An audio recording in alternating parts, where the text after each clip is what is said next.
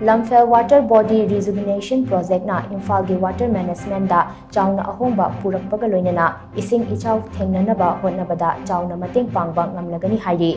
ANI da yumfam oiraga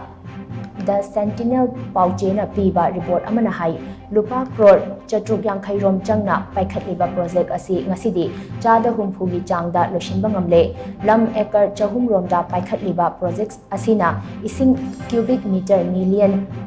124 rom tungduna thambang ngambada natana public health engineering department ke khuthangda miyoi lak mari romda thaknaba ising phanghanba ngamlagani hairi project asina state asigi water management da anoba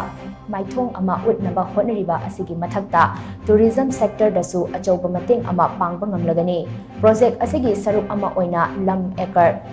Chama nimpu romda matamga tunaraba recreation zone haptuna lamdam asigi miyam amadi tourist kayage pukning chingsingadawri official singna phongdorapudi matung inna ising ichauna maram oiraga khudong chadaba kaya mayok naramba adu project asina kokhanbada natana